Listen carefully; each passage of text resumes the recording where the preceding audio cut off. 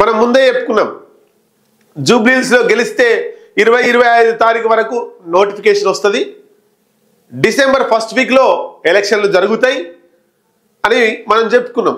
ఇప్పుడు అదే జరగబోతుంది. రేపు కేబినెట్ మీటింగ్ ఉంది, తెలంగాణ రాష్ట్ర క్యాబినెట్ మీటింగ్ ఉంది. ఈ క్యాబినెట్ మీటింగ్ సంబంధించి దాంట్లో ఒక కీలక నిర్ణయం తీసుకోబోతున్నారు. ఏం నిర్ణయం అన్నప్పుడు తెలంగాణ రాష్ట్రంలో స్థానిక సంస్థల ఎన్నికలకు పోవాలి. ఎందుకంటే ఇప్పుడు కాంగ్రెస్ పార్టీ జోష్ మీద ఉంది. ఇది నెల 2 నెలలు జరిగితే ఆ జోష్ అంతా మళ్ళీ పడిపోతుంది.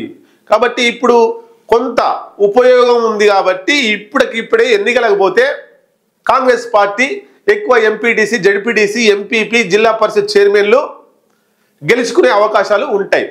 సో ఇప్పుడే ఎన్నికలకు పోవాల ఆలోచన ఉంది. రేపు క్యాబినెట్ మీటింగ్లో కూడా అదే జరుగుతుంది. మరి 42% రిజర్వేషన్ల ప్రకారమే ఎన్నికలకు పోతారా, లేదు పాత రిజర్వేషన్ల ప్రకారమే పోతారా అంటే హైకోర్టు చాలా క్లియర్గా చెప్పింది. మేము ఎన్నికలకు వ్యతిరేకం కాదు, ఎన్నికలు నిర్వహించుకోవచ్చు, అది కూడా 50% రిజర్వేషన్ల లోపు కట్టుబడి ఉండాలి, ఏదైతే సుప్రీంకోర్టు క్యాప్ విధించిందో. కాబట్టి ఇక వాళ్ళకి ఆల్టర్నేట్ లేదు.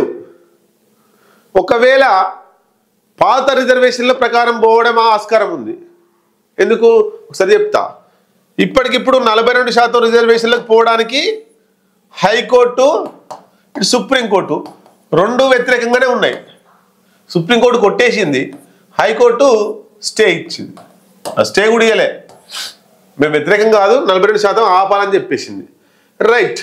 మరి ఇది 42% రిజర్వేషన్ల ప్రకారం ఎన్నికలకు పోయేటట్లేదు. ఓల్డ్ రిజర్వేషన్ల ప్రకారమే పోవాలి. ఇక పాత రిజర్వేషన్లు 2018 పంచాయతీరాజ్ చట్టం కేసీఆర్ ఏదైతే తీసుకొచ్చిండో ఆ రిజర్వేషన్ల ప్రకారమే పోవాలి. అంటే పాత రిజర్వేషన్లు ఏముంటాయో ఆ రిజర్వేషన్ల ప్రకారమే పోవాలి. ఇంకొక డౌట్ కూడా ఉండొచ్చు, ఈ 42% కాకుండా ఈ ఓల్డ్ పాత రిజర్వేషన్లు కాకుండా మొత్తం మీద కొత్త రిజర్వేషన్లు ఏర్పాటు చేసి ఆ కొత్త రిజర్వేషన్లు కూడా 50% దాటకుండా పాత రిజర్వేషన్ల ప్రకారమే, అంటే ఇప్పుడు ఉన్న కాన్స్టిట్యున్సీలలో ఇప్పుడున్న ఆ రిజర్వేషన్లలో మార్పులు తీసుకొచ్చి పాత ఏదైతే 50% దాటకుండా ఉంటాయి చూడండి, అవి కొత్త రిజర్వేషన్లు చేయొచ్చు కదా అంటారు. కానీ టైం లేదు, దానికి టైం చేయాలంటే 1-2 నెలలు పడుతుంది. ఈ కాంగ్రెస్ మీద ఊపు అంతా పోతుంది. కాబట్టి ఇప్పుడు కాంగ్రెస్ ప్రభుత్వం మీద ఉన్నది రెండే రెండు, ఒకటి పాత రిజర్వేషన్ల ప్రకారం పోవాలి, లేదా కొత్త రిజర్వేషన్ల ప్రకారం పోవాలి. కొత్త రిజర్వేషన్లకు కోర్టు కథం, ఇక మిగిలింది ఓల్డ్ రిజర్వేషన్లే. అయితే ఇక్కడ రేవంత్ రెడ్డి ఏం చేస్తాడంటే పార్టీ పరంగా ఇస్తా అంటాడు. పార్టీ పరంగా ఇస్తే నేను చెప్తున్నా, ఉదాహరణ ఏదో ఒకటి తీసుకోండి, ఏదో ఒక కాన్స్టిట్యున్సీ తీసుకోండి.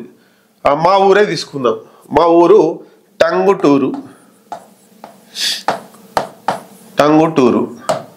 టంగుటూరులో కాంగ్రెస్ ఇక్కడ మొత్తం జనరల్ వచ్చింది అనుకుందాం. జనరల్ వచ్చినప్పుడు ఇక్కడ కాంగ్రెస్ పార్టీ పరంగా 42% రిజర్వేషన్లలో ఫలంగా పార్టీ పరంగా జనరల్లో ఉన్నదాన్ని మేము బీసీకి ఇస్తామంటది. అప్పుడు ఏది కాంగ్రెస్ అన్నప్పుడు బీఆర్ఎస్ వాళ్ళు ఎందుకు ఇస్తారు? ఇక్కడ బీఆర్ఎస్ ఓసీ క్యాండిడేట్ ఉంటే ఆయనకే ఇస్తారు కదా. బీజేపీ క్యాండిడేట్ వాళ్ళు కూడా ఓసీ బలంగా ఉంటే గెలిచే అవకాశం ఉంటే ఓసీకే ఇస్తారు. మీరు ఇచ్చిన చోట మేమెందుకు ఇవ్వాలని బీఆర్ఎస్ అంటది, బీజేపీ అంటది. వీళ్ళు పక్క ఊర్లో బీఆర్ఎస్లో 42% రిజర్వేషన్లో భాగంగా పక్క ఊర్లో 42% భాగంగా వాళ్ళు అక్కడ జనరల్లో బీసీలకు ఇస్తారు.